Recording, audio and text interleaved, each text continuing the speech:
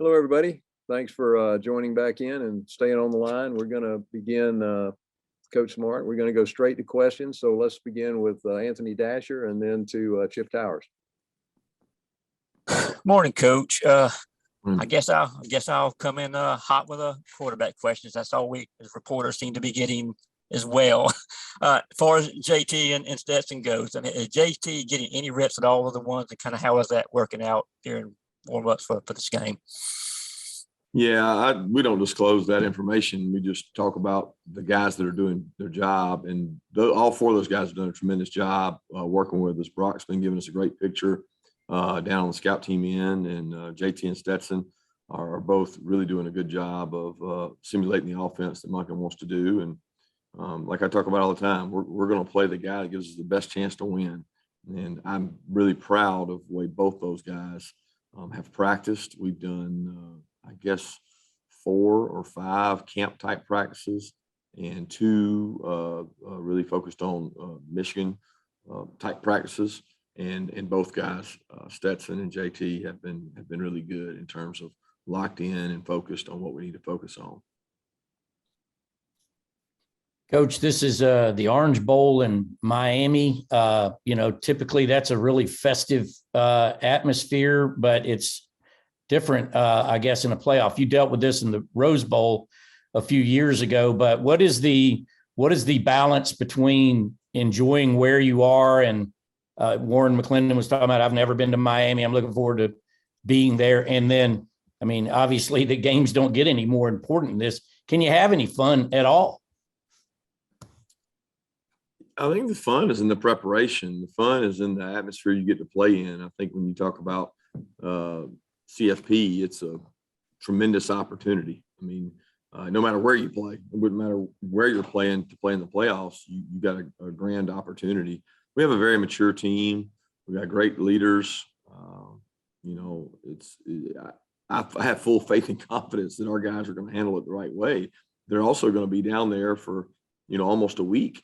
So it's not to think that if we were having a game here right now, and it was a big game, in Athens for a week, our guys, they all prepare different ways. They spend their time in different locations. And I've got a lot of confidence that the seniors and the older players will have a good time, a good experience. And when it's time to be focused, be focused. You can't focus 24 hours a day, 7 days a week and be at your best. So we're trying to build to a moment of truth and build that kind of energy and focus to where we need it to be at game time.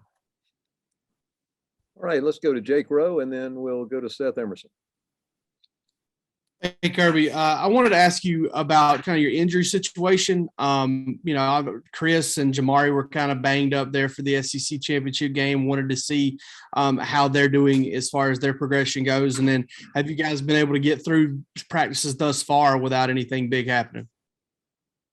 Both Chris and Jamari have been practicing. Chris has been a little more limited in terms of volume, but he's practiced each and every day, and he's still overcoming his knee, but he's done a great job. Jamari's been out there every practice doing a good job and gotten a lot more work. He actually didn't get a lot of work before the SEC championship game, so he's been able to practice. And we've had an opportunity to get a lot of young guys work in the time building up to our game prep, and proud of all the work the guys have done. But I can't, there's no injuries that I can think of significant right now. Lad's been a little banged up and he's missed some time, but expect him back. That's really it.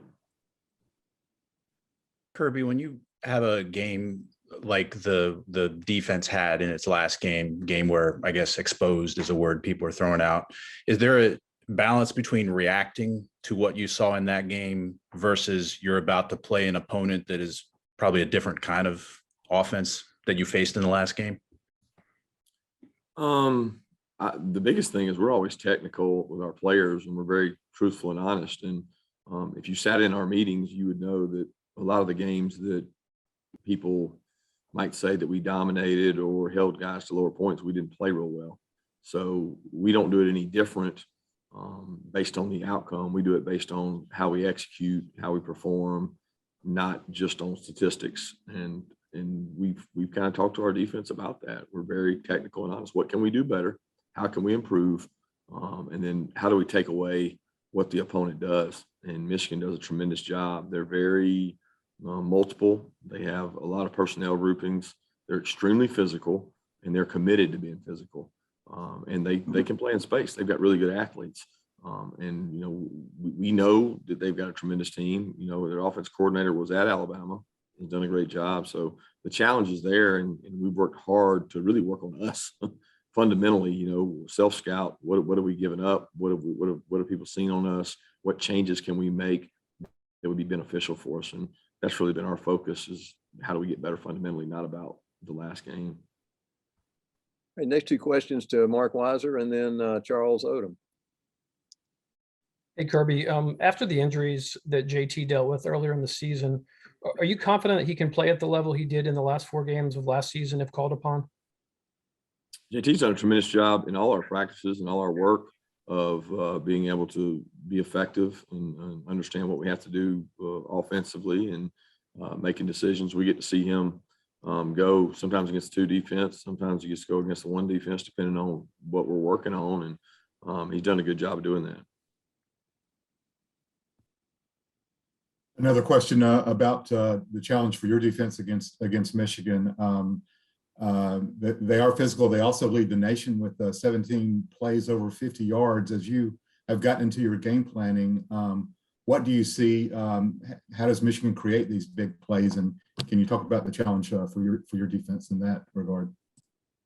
Yeah, they're explosive. They've got explosive playmakers on the perimeter. They do a really good job of mixing run play action. I mean, some of their run play action, you would think it reminded you of our run play action. They hit really big explosives off of their runs. The complementary game of, okay, we've got this run. If you play this run too aggressive, then we're gonna have an answer to it off of it. And eye violations, eye control of second level players is critical. They have really good skilled tight ends. They have really good backs. The quarterback is extremely experienced and understands what you're doing before you do it, and they can make you pay. That's where those explosive plays come from. Breakdowns mostly. They either break tackles or bust, and they can confuse you by what they do. They do a great job of game planning each week. All right, let's go to Connor Riley and then back to Allison Mastrangelo. Hey, Kirby, I wanted to ask you one, how is George Pickens sort of progressing as he continues to get healthier from that ACL injury? And it always seems like he plays really well in bowl games. Is there a specific reason for that? Is the extra time off in between the games? What's the reason for George always seeming to play at his best in these sort of bowl game situations?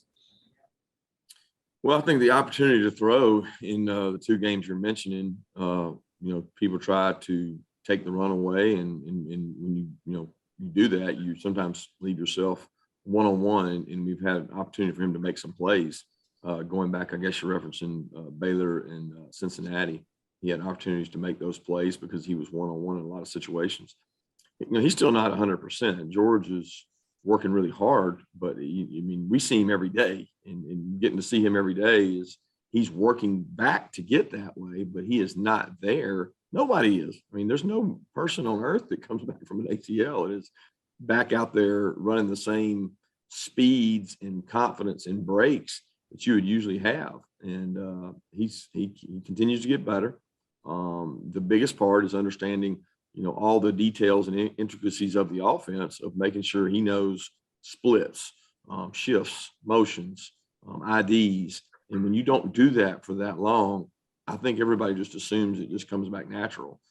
That's not something that's you just wake up and do. It takes reps to do that. And he's only been able to start getting these reps in the last really 2 to 3 weeks. But he is getting better, and he is working hard at his craft, and he's gotten a lot of reps the last 4 or 5 practices.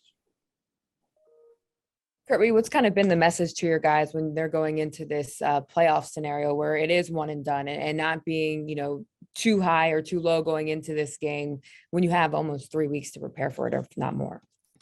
Well, the messaging doesn't start right away. I think you guys probably want messaging and want to build it up, but we're trying to make sure that we're focusing on us and fundamentals and and why are we here and what is our why and what's important to us, and build to that point where we get to. Now, we've done a lot of work in terms of conditioning, lifting, trying to improve the depth of our roster. There's a lot of things going on, but we're really at the second, third practice into Michigan in terms of detail and making sure they understand the intensity with which they're going to have to play with, the strain with which they're going to play with, the physicality that they play with will have to be matched. And they do a tremendous job of that. All right, next question to Palmer Toms and then to Vance Levy. Kirby, I know y'all have had some of those recent signees join you here. Wanted to see, first of all, who those were, and not necessarily how they're doing, but what kind of opportunities they have to come in here and get some experience under their belt. Those guys have been great, man. They work really hard. They're really positive. They've jumped right in. Our players have embraced them. We appreciate them doing that because we're not really doing it for their development as much as it is their exposure, but they are able to provide depth at some positions that maybe we were down on in terms of injuries. They give the scout team a much better picture. And somebody commented how good of kids they were in terms of doing their check-in, doing all the process. They have physicals and all the things they have to go through to be able to do it. A lot of kids just don't want to do it because it's kind of a pain in the butt to go through all that in such a short amount of time, and really just to get 2 or 3 practices in. But it was important to them to do it, and they've done a great job. Kirby, when you look at Alabama's successful offensive game plan, is get rid of the football quick, a lot of that. What's the best way to defend that? And then how do you keep your defensive linemen not getting gassed as they appeared to be in the Bama game? Well, you got to be in good shape. You got to be able to play more players. And there's a lot of times they didn't get rid of it quick. He held it. There's a lot of times that he was able to scramble and make plays, and a really good athlete. But how do you stop it? You cover them, right? You have to be able to cover people. You have to be able to play people, man to man, whether it's man match or man to man. There's all kinds of different mans, but you got to be able to cover people. And that's a premium in all of football. You look across the NFL and you got to be able to cover people. And at the end of the day, we got to do that. And you got to affect the quarterback, whether it's batted balls, sacks, scrambles, disguise. You got to be good at all those things. And that's not going to change regardless of who you play. All right, next question to Ryan Curley, and then we'll go to Lance McCurley. Hey, Coach, I kind of asked the players this too, but what's different about the atmosphere on campus? How do you keep them motivated? There's nothing to do but work out. There's no school. Their friends aren't in town. What's different, and is any of the messages you give them different during this time? There's just more time. I thoroughly enjoy it because we don't have, finals are over. The stress of academics that some of our players go through, several players referenced to me. I feel like I'm in the best shape of my life. I've been able to work out. I've been able to eat right. I don't have the stress of going in and out of classroom, tests, finals. We get more time with them. We're able to do more walks. We're able to lift more. We're able to condition more, recovery in terms of our treatment, the facilities. All that's great. Now, when they're away from here and they're down, there's not a lot going on, but that can be a good thing if they handle it the right way, and the maturity of your team kind of exposes itself during this time because, they're going to a basketball game at Stegman or they're going to their apartment to play video games, but there's not a lot going on outside of that. And I think, most of our kids handle that in a mature way. Hey, Coach, just in the past, have you ever faced Jim Harbaugh, at Alabama or such, and just a relationship you might have with him and just kind of evaluate his season going 12-0 and upsetting Ohio State and being in this position? Yeah, as far as I remember, I don't think I've ever gone against Jim in terms of crossing paths. He was in the NFL for a while, and Stanford, I don't think that we've crossed paths in terms of a game, but I have a lot of respect for the way his team plays. They're physical, man. They like to bludgeon. You can tell they have some form of contact every day in terms of we're going to run the ball and we're going to run it right here, and we don't care if and we're going to move you. And, I have an appreciation for that physicality, because when you play, whether it's a game that comes down to the last possession, there's times you have to be able to run the ball to end the game. And they've been able to do that really successfully this year. They also are explosive and can throw it. They've got 2 quarterbacks that are very effective. They do a great job defensively. They are unbelievable at what they do. And he put together a really, really, really talented, good roster. When you look at special teams, these guys are probably far and away the best team we've played this year in special teams. They have starters all over it. They're very aggressive. They have a ton of respect for the way they play and the way they coach. And I think that answers your question in terms of Jim. We have time for 2 more questions. We'll go to Jed May and then to David Pascal. Yeah, Kirby, I wanted to ask about Aiden Hutchinson from Michigan, obviously coming off a Heisman finalist and all that kind of stuff. Just what have y'all seen from them or seen from him on tape so far, and just how unique of a player is he, just from what you've been able to see of him? Well, I don't think we faced anybody like him. He's different. He's his length, his desire and want to is freaky. He's a tremendous athlete. He's powerful. He's long, but he plays so hard. And you don't measure a man just by his measurements and his 40 time and his testing, of which he has really good. You measure a man by how he strikes and the physicality and toughness and want to he has. And that's obvious. I mean, we've talked repeatedly to our players about strain. Nothing casual. There's not going to be anything casual about this game. And it's going to be about strain and physicality, of which he prides himself on and does a tremendous job. So it's an incredible opportunity for our offense to go against the likes of their defense, but it's also going to take a lot of hard work and toughness to persevere through the game and match that entire intensity the entire game. Kirby, wanted to ask just about the film study. I know a lot of coaches use a 4-game breakdown during the season or whatever, but with the bowl game and extra time, have y'all broken down every game they've played this year? Do you focus more on the last couple because they've been playing so well? How does the breakdown happen with a bowl game like this when you've got more time? Well, I think everybody has their own way, and I don't think anybody really wants to share that, David, to be honest with you, because, if you know what games they break down, you know which ones they don't. We look at all of them. Nobody doesn't look at all of them in this time. You might not have all of them in a cycle or in cut-ups, but because you can have too much information that you can't make good decisions. But you try to find, things that are similar to what you do and how they'll attack it. Same way with our offense and same way with our defense and our special teams. But we've got a big enough staff that we're able to look at everything, but looking at everything is not always a good thing. You can see too much and see nothing, or you can see a little and see a lot. So we have our way of diving into it, and we use that, and I'm sure they have theirs. Thanks. Thank you, Coach Smart. Thank you, guys. Thanks, everybody. Have a great day.